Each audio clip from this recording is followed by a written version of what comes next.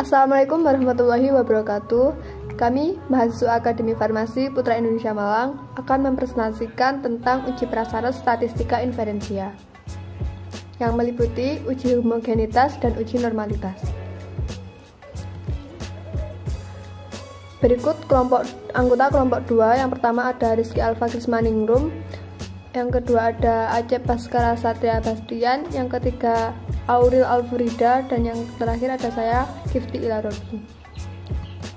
Konten dari pembahasan kali ini, yang pertama ada uji homogenitas, yang akan membahas tentang definisi uji homogenitas, uji Bartlett, dan uji F. Yang kedua ada uji normalitas, yang akan membahas tentang definisi uji normalitas, metode Chi-square, uji Lilliefors, Kolmogorov, Smirnov, dan uji Shapiro-Wilk. Langsung saja pengertian dari statistika inferensial. Menurut Prahutama 2012, statistika inferensial atau induktif merupakan serangkaian teknik yang digunakan untuk mengkaji, menaksir, dan mengambil kesimpulan sebagai data atau data sampel yang dipilih secara acak dari seluruh data yang menjadi subjek kajian populasi. Sedangkan menurut Nuryadi DKK 2017, inferensia statistik adalah pengambilan kesimpulan tentang parameter-parameter suatu populasi berdasarkan data sampelnya. Inferensi statistik dapat dilakukan dengan estimasi parameter berupa titik dan interval ataupun uji hipotesis. Pengertian uji homogenitas. Menurut Nuryadi, uji homogenitas adalah suatu prosedur uji statistik untuk memperlihatkan bahwa dua atau lebih kelompok data sampel berasal dari populasi yang memiliki variansi yang sama. Sedangkan menurut Utsman dan Akbar 2011, tujuan dari uji homogenitas untuk menguji apakah kedua data tersebut homogen, yaitu dengan membandingkan kedua variansinya. Perhitungan uji homogenitas ada beberapa metode. Yang pertama uji Hartley, yang kedua uji Kokan, yang ketiga uji Levene, yang keempat uji Bartlett, dan yang terakhir uji Wieser atau uji F. Perhitungan uji Bartlett digunakan untuk menguji homogenitas varian lebih dari dua kelompok data. Di sini kami akan membahas dua uji, yaitu uji F dan uji Bartlett. Uji F digunakan untuk dua populasi, sedangkan uji Bartlett digunakan untuk lebih dua populasi. Berikut langkah-langkah uji homogenitas menggunakan uji Bartlett. Yang pertama, menghitung derajat kebebasan masing-masing kelompok. Yang kedua, menghitung varians masing-masing kelompok. Yang ketiga, menghitung besarnya log S kuadrat untuk masing-masing kelompok. Yang keempat, menghitung besarnya DK log S kuadrat untuk masing-masing kelompok. Yang kelima, menghitung nilai varians gabungan semua kelompok dengan rumus sebagai berikut. S gap kuadrat sama dengan jumlah DK dikali SI kuadrat dibagi jumlah DK, di mana S gap 2 yaitu varians gabungan, DK yaitu derajat kebebasan, sedangkan SI kuadrat yaitu varian setiap kelompok data. Yang selanjutnya, menghitung nilai B atau nilai Bartlett dengan rumus jumlah DK log S gap kuadrat.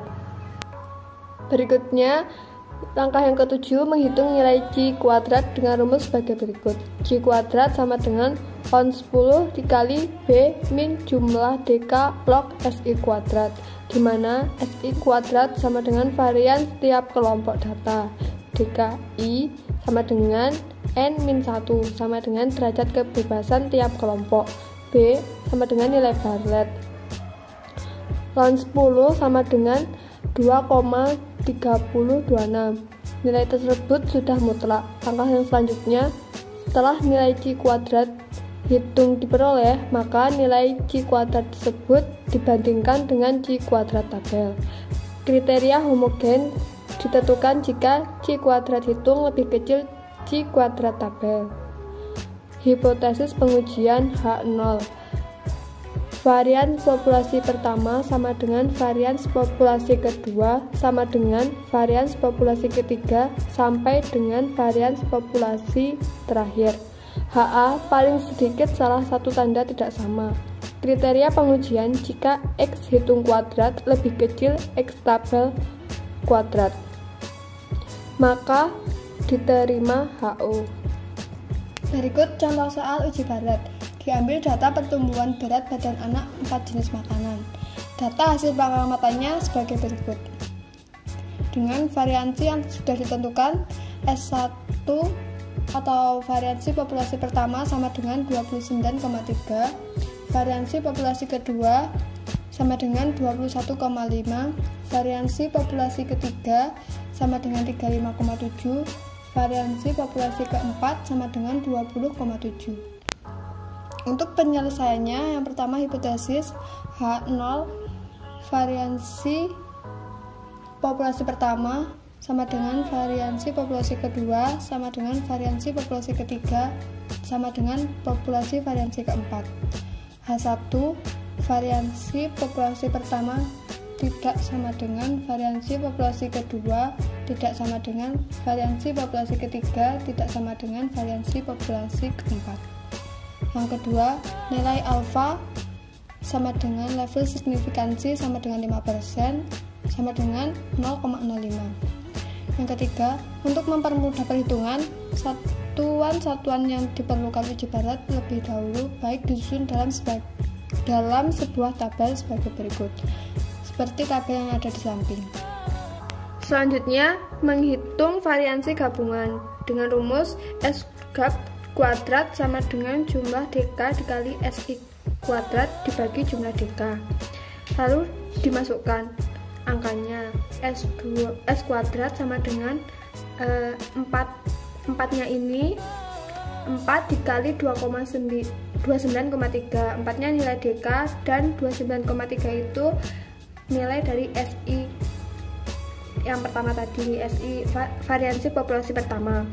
Yang selanjutnya ditambah 4 nilai DK dikali nilai variansi kedua 21,5 ditambah 3-nya dari nilai DK dikali 35,7 variansi populasi ketiga ditambah 3 dikali 20,7 itu hasil dari variansi populasi keempat dibagi jumlah DK didapat nilai 26,6 sehingga log S kuadrat sama dengan log 26,6 sama dengan 1,4249 dan B sama dengan log S kuadrat dikali jumlah NI kurangi 1 sama dengan 1,4249 dikali 14 sama dengan 19,9486 sehingga C kuadrat sama dengan ln 10 dikali B min jumlah N min 1 log S kuadrat sama dengan 2,3026 dikali 19,9486 dikurangi 19,8033 didapat hasil 0,063. Kemudian langkah selanjutnya nilai tabel. Jika alfa sama dengan 5% dari tabel distribusi C kuadrat dengan DK3 didapat C kuadrat sama dengan 7,81. Berikut cara mencari nilai C dengan menggunakan tabel C. Dengan alfa 0,05 dan nilai DK 3. Jadi diperoleh hasil 7,815. Yang terakhir kita simpulkan dengan kesimpulan menggunakan rumus 0,063 lebih kecil dari 7,81 berarti H0 diterima dan H1 ditolak. Selanjutnya akan dilanjutkan oleh saudara Aska. Oke, terima kasih untuk saudara Kifty. Berikutnya saya akan menjelaskan tentang uji F untuk mengetahui homogenitas varians. Untuk yang di atas tadi kan sudah diketahui uji F adalah digunakan untuk dua populasi, yaitu ya sekarang hipotesis H0 sama dengan varians homogen, H1 sama dengan varians tidak homogen. Untuk rumusnya F sama dengan S1 kuadrat per S2 kuadrat. df1 sama dengan N1 dikurangi 1 dan df2 sama dengan N2 dikurangi 1. Untuk keterangannya, S1 sama dengan standar deviasi pada kelompok pertama, S2 sama dengan standar deviasi pada kelompok kedua, N1 sama dengan jumlah sampel pada kelompok pertama, N2 jumlah sampel pada kelompok kedua. Untuk kriteria uji, tolak H0 jika F hitung lebih dari F tabel. Berikut adalah contoh uji F. Tripang diidentifikasikan memiliki efek dalam meningkatkan respon imun. Maka dilakukan sebuah penelitian dengan cara membandingkan respon imun terhadap hepar mencit yang telah terinfeksi E. coli. Dua kelompok mencit diberikan perlakuan tripang-tripang yang berbeda. Kelompok pertama mendapatkan ekstrak dari tripang Paraculadina australis atau TI1, sedangkan kelompok 2 ekstrak terapi Coleogyros quadrangularis atau T2, masing-masing dengan 6 kali pengulangan. Bakteri Escherichia coli sebanyak 108 sel diinjeksikan pada hari ke-15 secara interperitoneal. Penentuan jumlah bakteri yang berimigrasi ke hepar dilakukan dengan metode TPC atau Total Breath Count pada media IMB setelah diinkubasi pada suhu 37 derajat Celcius selama 24 jam. Perhitungan luas urea radang dilakukan dengan menggunakan mikroskop yang telah dilengkapi graticulea pada lensa okulernya sebesar dengan pembesaran 40 kali 10. Tentukan pengaruh tripang pada kedua kelompok pada tingkat kepercayaan 5% dengan hasil pengamatan sebagai berikut.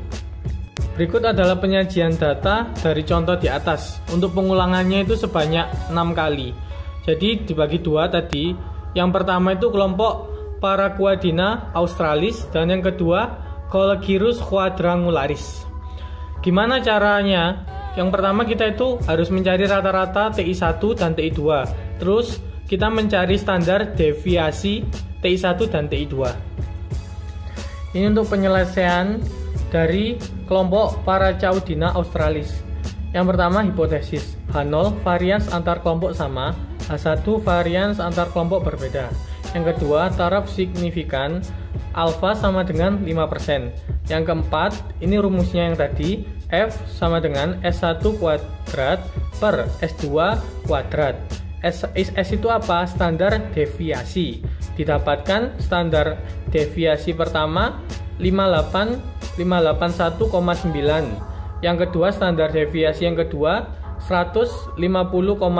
Nah itu dikuadratkan dan mendapatkan hasil 14,94. Jadi F hitungnya adalah 14,94. Untuk taraf uji statistik uji F untuk dua populasi, F sama dengan S1 kuadrat per S2 kuadrat. Untuk DF-nya, ini DF termasuk rumus, DF1 sama dengan N1 kurangi 1 dan DF2 N2 dikurangi 1. DF itu apa? DF itu derajat kebebasan atau degree of freedom. Jadi kita masukkan N1 itu jumlah populasi, yaitu terdapat 6 kurangi 1 sama dengan 5, dan DF yang kedua N2 kurangi 1, yaitu 6 kurangi 1 sama dengan 5. Selanjutnya tabel F. Gimana caranya kita mencari tabel F? Yang pertama, kita mencari derajat kebebasan DF1 dan DF2. Yang kedua, dari data di atas didapat nilai pembilang DF1 sama dengan 5 dan nilai penyebut DF2 sama dengan 5. Kemudian ditarik garis dari DF pembilang dan DF penyebut. Lalu didapatkan nilai 5,05. Oke, di sebelah kiri contoh tabel F.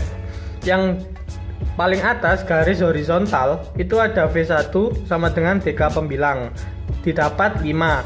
Dan untuk yang menurun atau sebelah kiri itu V2 sama dengan DK penyebut, didapat 5 juga. Jadi gimana caranya? Kita mencari dari DK pembilang dan DK penyebut, hasilnya 5,05.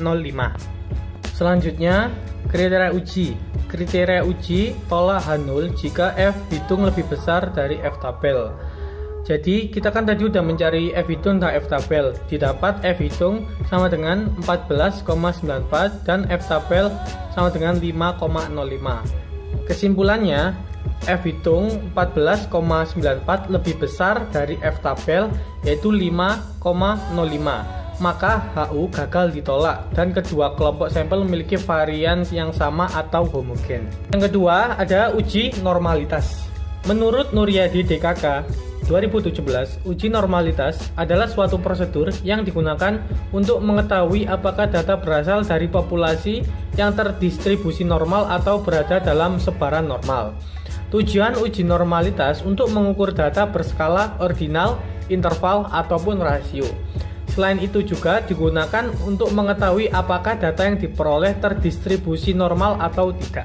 Berikut ada beberapa cara yang dapat dilakukan dalam analisis normalitas data, yaitu yang pertama Lilliefors, yang kedua Kolmogorov, Smirnov, yang ketiga chi-square, dan sebagainya. Setelah itu akan dilanjutkan oleh saudara Kiki.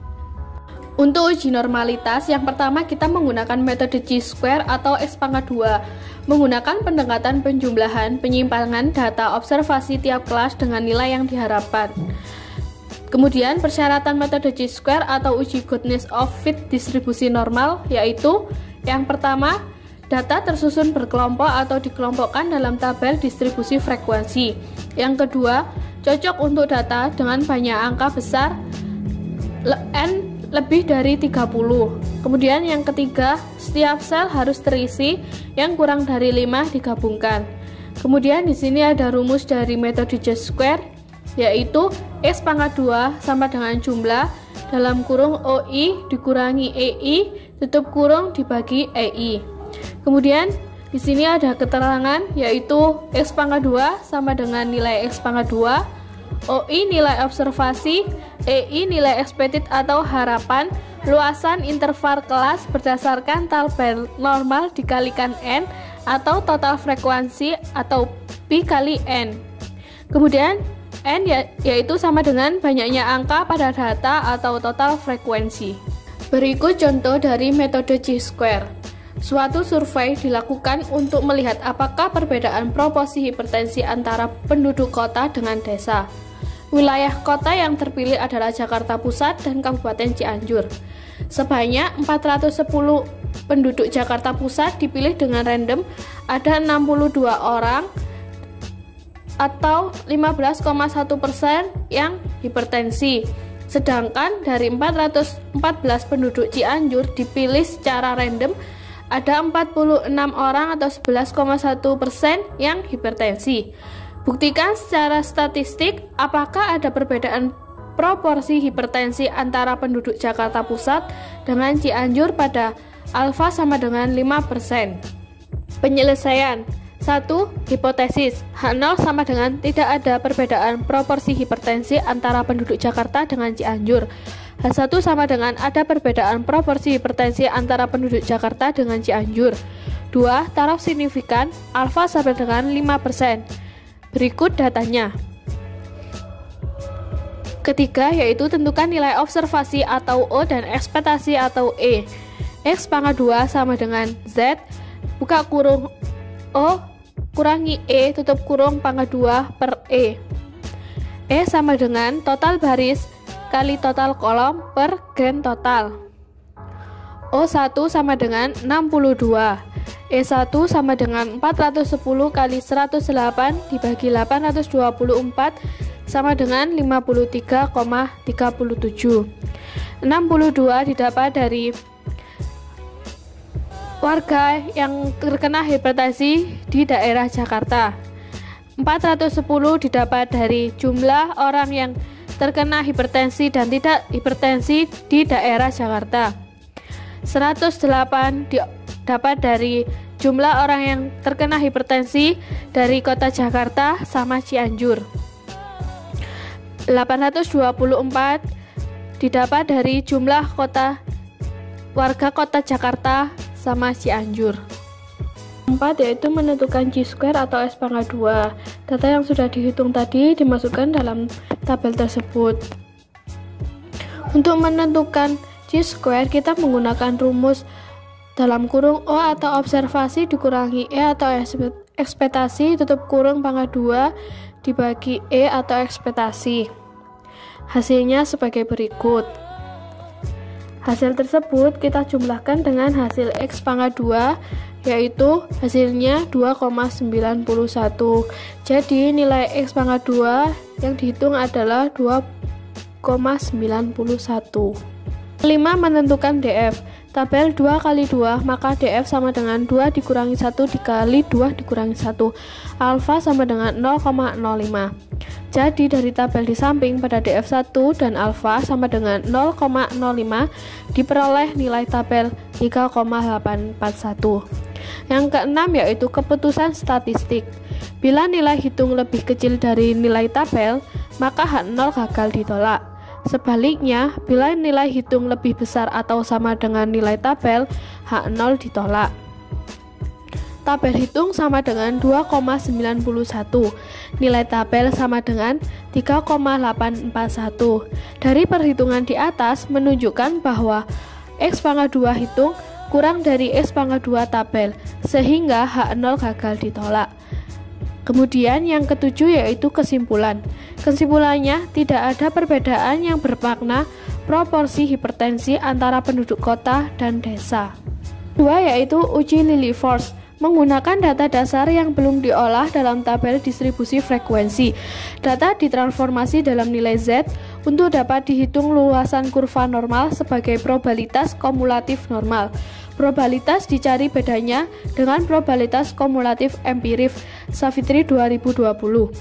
Persyaratan yang pertama yaitu data berskala interval atau rasio atau kuantitatif. Yang kedua yaitu data tunggal atau belum dikelompokkan pada tabel distribusi frekuensi. Yang ketiga yaitu dapat untuk N besar maupun N kecil. Rumus Lilliefors yaitu sebagai berikut. Keterangannya yaitu XI sama dengan angka pada data, Z sama dengan transformasi dari angka ke notasi pada distribusi normal, Fx sama dengan probabilitas kumulatif normal, Sx sama dengan probabilitas kumulatif empiris. Tersebut contoh dari uji Lilliefors. Berdasarkan data dari laboratorium didapatkan hasil bobot tabel implan secara acak atau gram sebagai berikut: 46, 57, 52, 63, 70, 48, 52, 52, 54, 45, 46, 65, 68, 71, 69, 61, 65, 68. Selidikilah dengan alfa sama dengan 5%. Apakah data tersebut diambil dari populasi yang berdistribusi normal? Penyelesaiannya, yang pertama, hipotesis. H0 sama dengan populasi nilai ujian statistik berdistribusi normal. H1 sama dengan populasi nilai ujian statistik tidak berdistribusi normal. Yang kedua, nilai alfa. Nilai alfa sama dengan level signifikasi sama dengan 5% sama dengan 0,05. Yang ketiga, statistik penguji. Berikut tabelnya. Nilai Fx dikurangi Xx. Tertinggi sebagai angka penguji normalitas yaitu 0,1469. Untuk mencari nilai Fx sama Sx yaitu untuk Sx yaitu caranya jumlah frekuensi dari data terkecil atau jumlah sampel. Untuk yang Fx caranya yang pertama kita butuhkan tabel normal standar untuk mengetahui nilai Z. Yang kedua kita cocokkan tabel kenormalan dengan nilai Z. Yang ketiga sehingga kita dapat nilai Fx dari data terkecil hingga terbesar. Kemudian di sini ada derajat bebas yaitu tidak diperlukan, DF tidak diperlukan. Kemudian yang kelima ada nilai tabel, nilai kuantil penguji Lilliefors alfa sama dengan 0,05, N sama dengan 18 yaitu 0,2000. Tabel Lilliefors pada lampiran. Yang keenam, daerah penolakan Lilliefors menggunakan rumus Fx kurangi Sx yaitu 0,1469 kurang dari 0,2000 berarti H0 diterima, H1 ditolak. Yang ketujuh, kesimpulan. Kesimpulan yaitu populasi nilai ujian statistik berdistribusi normal. Selanjutnya akan dilanjutkan oleh Saudari Auril. Untuk cara yang ketiga yaitu metode Kolmogorov-Smirnov. Metode Kolmogorov-Smirnov tidak jauh beda dengan metode Lilliefors. Langkah-langkah untuk penyelesaiannya sama dengan metode Lilliefors. Signifikansi metode Kolmogorov-Smirnov menggunakan metode perbandingan Kolmogorov-Smirnov. Persyaratannya yaitu yang pertama, data berskala interval atau rasio atau kuantitatif. Yang kedua, data tunggal atau belum dikelompokkan pada tabel distribusi frekuensi. Yang ketiga, dapat untuk N besar maupun N kecil.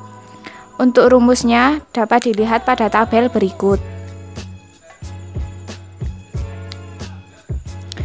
Keterangannya yaitu yang pertama XI merupakan angka pada data. Yang kedua Z transformasi dari angka ke notasi pada distribusi normal.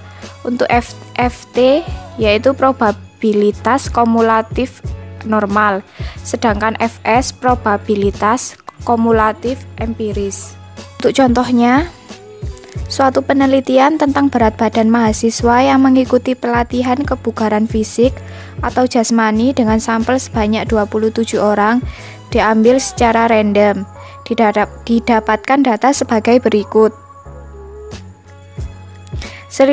Selidikilah dengan alfa 5% apakah data tersebut di atas diambil dari populasi yang berdistribusi normal. Untuk penyelesaiannya, yang pertama hipotesis.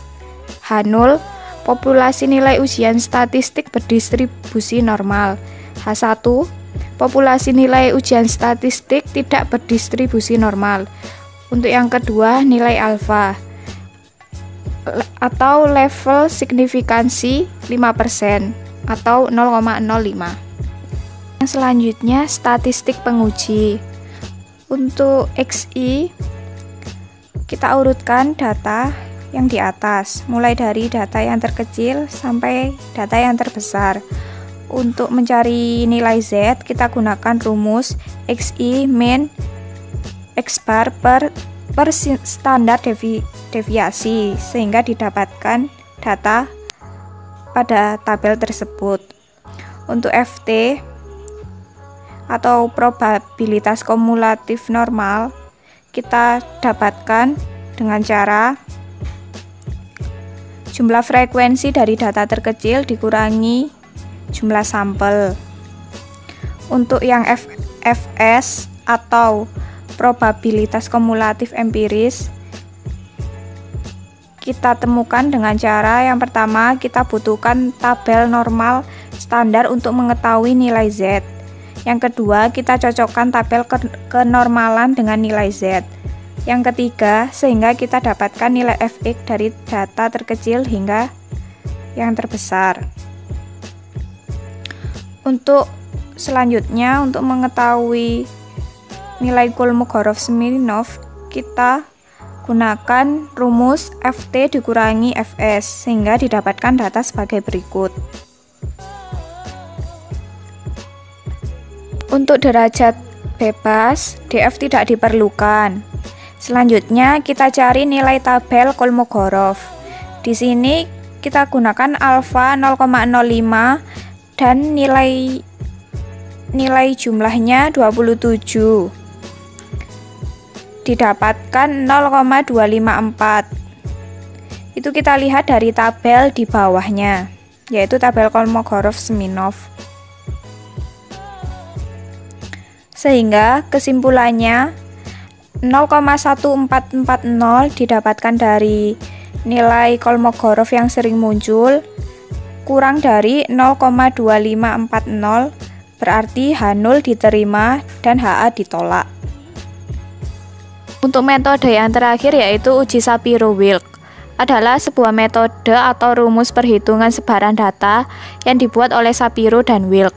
Metode Shapiro-Wilk adalah metode uji normalitas yang efektif dan valid digunakan untuk sampel berjumlah kecil. Syarat dari uji Shapiro-Wilk adalah sebagai berikut. Yang pertama, data berskala interval atau rasio atau kuantitatif. Yang kedua, data tunggal atau belum dikelompokkan pada tabel distribusi frekuensi. Yang ketiga, data dari sampel random. Untuk rumusnya sebagai berikut. Dengan keterangan D berdasarkan rumus di bawahnya sama dengan conversion tes Shapiro-Wilk. Untuk xn min 1 xn min i plus 1 sama dengan angka ke n min i plus 1 pada data. Xi yaitu angka ke i pada data. X yaitu rata-rata data. Untuk G identik dengan nilai Z distribusi normal. Untuk T3 berdasarkan rumus di atas, Bn, Cn, Dn sama dengan konversi statistik Shapiro-Wilk pendekatan distribusi normal. Untuk contohnya, berdasarkan data usia sebagian balita yang diambil sampel secara random dari Posyandu Mekarsari Wetan sebanyak 24 balita, didapatkan data sebagai berikut. Selidikilah data usia balita tersebut. Apakah data tersebut diambil dari populasi yang berdistribusi normal pada alfa 5%? Untuk penyelesaiannya, yang pertama, hipotesis. H0, populasi tinggi badan mahasiswa berdistribusi normal. H1, populasi tinggi badan mahasiswa tidak berdistribusi normal. Untuk yang kedua, nilai alfa atau level signifikansi 5% atau 0,05%. Selanjutnya, rumus statistik penguji. Langkah pertama yaitu kita hitung nilai D dengan tabel berikut.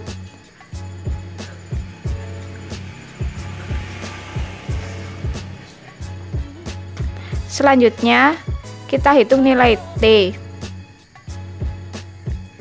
dengan tabel sebagai berikut.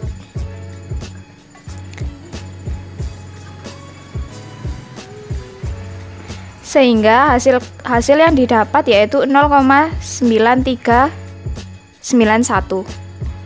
Untuk selanjutnya, derajat bebas dB sama dengan N. Yang kelima, kita tentukan nilai tabel. Pada tabel Shapiro-Wilk didapatkan nilai alfa 0,10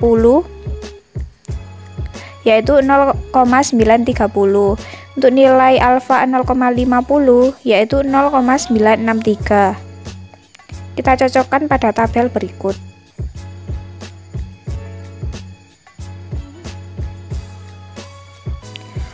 Untuk selanjutnya, daerah penolakan. Nilai T3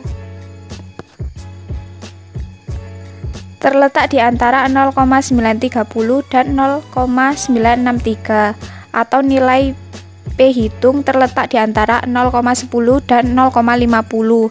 Yang di atas nilai alfa 0,05 berarti H0 diterima dan HA ditolak. Kesimpulannya, sampel diambil dari populasi normal pada alfa 0,05. Cara lain setelah nilai T3 diketahui dapat menggunakan rumus G yaitu sebagai berikut. Hasil nilai G merupakan nilai Z pada distribusi normal. Yang selanjutnya dicari nilai proporsi atau P, luasan pada tabel distribusi normal atau pada lampiran. Berdasarkan nilai G sama dengan min 1,2617, maka nilai proporsi luasan yaitu 0,1038. Nilai P tersebut di atas nilai A alfa 0,05 berarti H0 diterima, HA ditolak.